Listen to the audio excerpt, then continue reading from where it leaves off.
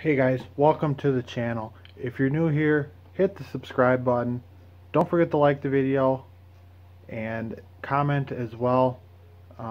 Stay tuned for the end of the video. I will be answering a question that I got on the last video I posted. So stay tuned for that. This video is about my New Holland Prorotor Rotary Rake. I'm just going to talk about what I like about it, what I don't like about it, if I'd buy another one. Stay tuned for the video. And once again, at the end of the video, I will be answering a question I had from the last video.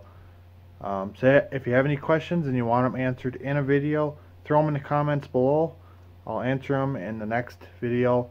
Don't be afraid to ask more than one question. If you ask on the video before, go ahead and ask again. So yeah, thanks for watching, and I hope you enjoy the video.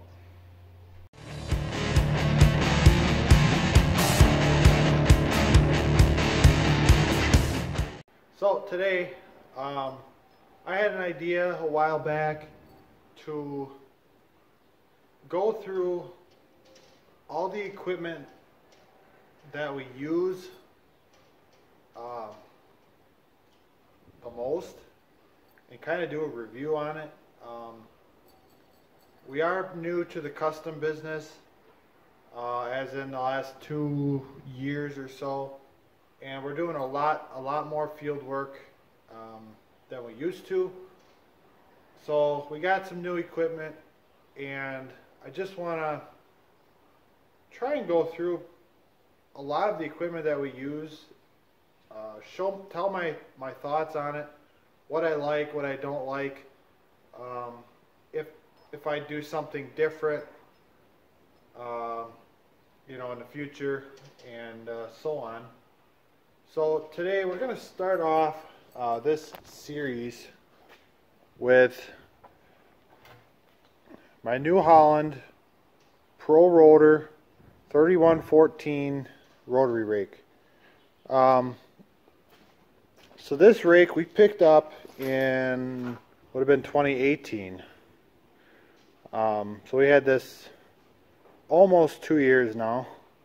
Boy, I had to really think on that one. But anyways, we kind of bought this on a, I don't want to say a whim. I'm going to shut the door a little more. The wind's blowing today. So what we had is, we just have a 12-wheel, our 12-wheel H&S. At the time, we now have another 12-wheel, like a bifold New Holland. For that rake, if I haven't shown it, the actual tires of the rake, it's kind of, you got a cart and then the two wings. The tires sit in between the wings. So if you get a really large windrow that you're trying to kick over, or even really thick material, the problem you'll have is the wings will bring it into the middle, and if it's really thick, it might bunch up with that tire. And that was the problem we were having. We had a field of wheat straw that was just out behind here, some really thick rows, and while last year was quite a year to begin with, or 2 years ago I guess was also quite a year, so we kind of fought with it. And but when we went out there to rake it over, it did not work with our rake. And so we talked about getting a rotary rake like this, and we're maybe trying, we talked it over, we should maybe borrow one or find one. And we went to the dealer just to see if they'd maybe demo one to us, and they really didn't have any used units or units that they wanted to demo us. But the price that he gave us and the financing, it was we got it for 0% financing, we can't go wrong with that. It's such a small amount considering what other equipment would cost. So we just went ahead and bought it. We used it on our straw. It worked good.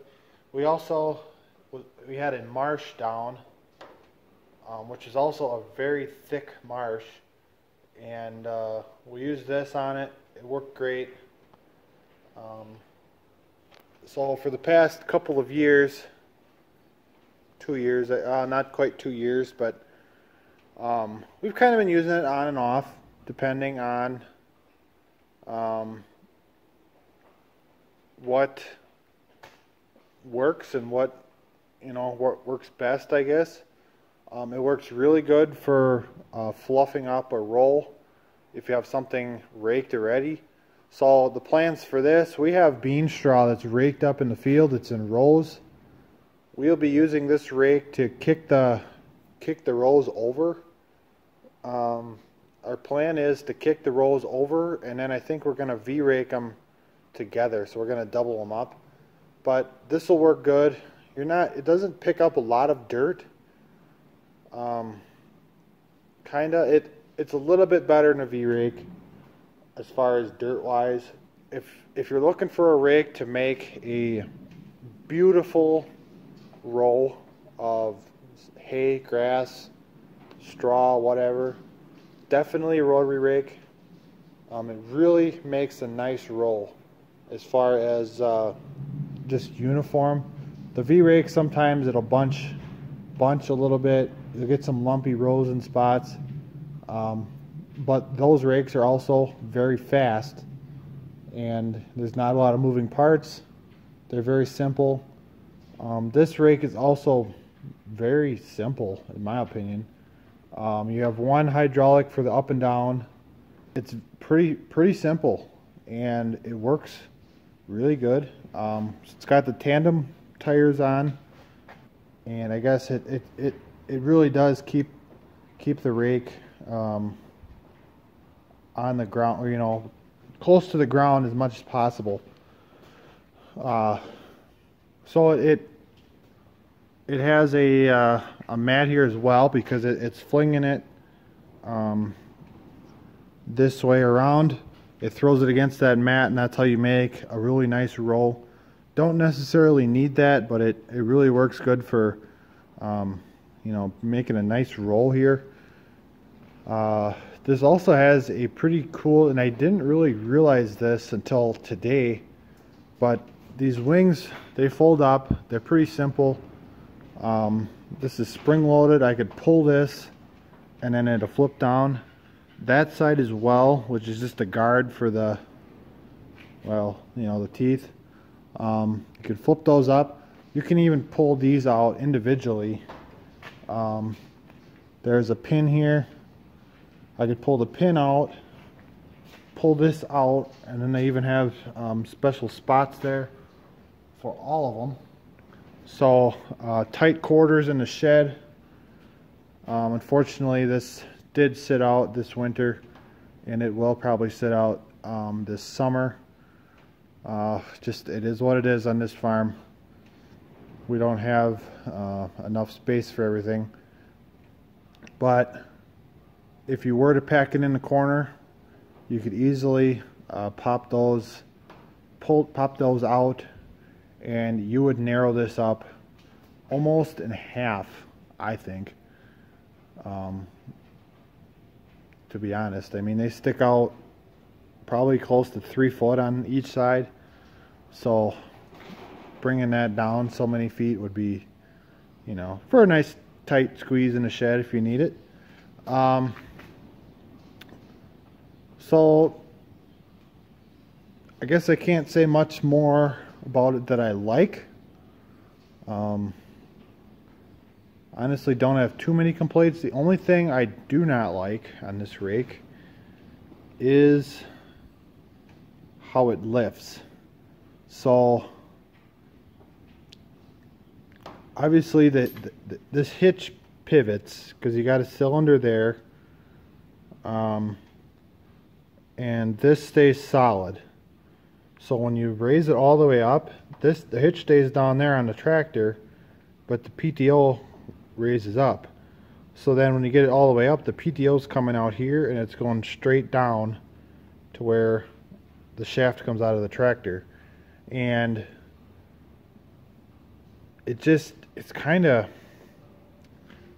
I feel like it's so, you know, I mean, you're bringing out, you know, it's going up 45 degrees and then it's got to knuckle back in, which they're meant to do that, you know. But one thing, that's just kind of one thing I don't like about it, but it hasn't really failed us at all. We did have one issue. So there's this holder there for the PTO when it's parked. That I don't like either because it sits directly over the hitch. So when you want to hook it up, it's in the way. I don't know, just it's a very simple design, which, you know, I can see. Somehow somebody hooked it up, left that up, and like right now it's out of the way, but when you lower it, this will actually hit on here, and that's what that was. That's what broke that. Is that, you know, I don't know how it worked because this wouldn't be spinning, but it chewed into that. It's not a big deal. If the shaft spins, the shaft spins. That doesn't bother us. You just got to be smart. You know, you always got to be smart with PTO, obviously. Even if the guard is in place and not moving, you still have, I mean, the rake is still going to be running. So you have to always be safe. Always have to be smart. Always have to be thinking. Running any type of equipment. And even if the guard is not spinning, I'd never crawl in there. Even with the balers, if I have to get anywhere near this area, the PTO gets shut off. Just, you know, got to be thinking. Got to always be thinking. So I guess that's all I can really say about that. As far as replacing this, obviously we bought it brand new about a year and a half ago. It's nowhere near having to be replaced, but in the future, I'd buy another New Holland. Obviously, I'd look at my choices. I think Kuhn, H&S, you know, I don't see a lot, especially in this market. It would be nice to have, if they had one on the lot, it was a double rotor. I don't think it pulled to the middle, but it was like it was one right in front of the other, and they kind of offset. So let's see, how would this be? So there'd be, say, another rake like this sitting right there, and then this would kick it over, and then it'd catch that, and it'd kick it over again. There was one on the lot. Apparently they just, the guys that brought it in, they just traded it in. I think that was a Kuhn. It was orange, so I'm assuming it was a Kuhn. But they just traded it in, and the guy didn't know anything about it, whether it all worked or what. We looked at it. We didn't really want some, you know, I guess it would have worked, and we probably would have liked it, honestly. But I don't know. We also didn't know if we could reverse it. Say one runs this way, the other one runs the other way, and make, you know, a roll that way. Those rakes are kind of designed to rake it all one direction. You turn around, rake it back, and then you have a really big roll, which works for, you know, alfalfa. That'd probably work really good, but you know, it is what it is. Like like I said, this is nowhere near getting replaced, so probably I wouldn't have a problem going back to New Holland though if we would buy another one. In the future, it'll be a while. It'll definitely be a while. This probably lasts a long time. But being that we're in the custom business, we're also, doing a lot of other baling and stuff like that. You need a good rake, so definitely happy with this one. So as I did in the last video, I'm not sure how it'll work. I haven't gotten that video posted yet, but if you have any questions, have anything in mind, even a comment, put it in the comments, and what I'm planning to do is I will answer the question in the next video, probably at the end, or if you have a comment, I can add to it at the end of the next video. So I will trying to get in touch with my fans in a way. There's not too many of you. We're still working on it. We're still slowly gaining fans here and people that are interested in watching and seeing what's going on here. So if you have a question, throw it in the comments, and in the upcoming video, probably the next one after this one, I will be responding to anything that I get in the next video, so stay tuned for that if you do have a comment or question. Hey guys, it's the end of the video. It's time to hit up the comment section. So at this time I only have one comment or one question, and it is a good one. It's from Wisconsin Farmer. First of all, I'd like to thank you for asking a question, and it's a really good one in my opinion. So it goes, any advice on road tripping to the OSU cow-calf boot camp, which would be Oklahoma State? I know you have mentioned attending the meat goat camp. How was your experience? What did you take away from the trips to OSU? So I went down to Oklahoma twice for what they called the meat goat boot camp. I went down for what was the original, and then I went down for the first ever part 2. I had no idea they had a cow-calf boot camp, but from my experience at the meat goat camp, it's really cool. Can't say, if you're going from Wisconsin to learn about cow-calf pairs to Oklahoma. I mean, there's a lot of good information up here in Wisconsin, but definitely going down there to see how they do things compared to up here. I know when I went down there, as far as what I took away from it, from the first one, the biggest thing was the amount of grazing that they did. Before that, I didn't really get into the grazing a lot. I just kind of, I didn't have too many goats then, but I just had kind of a small area by the shed.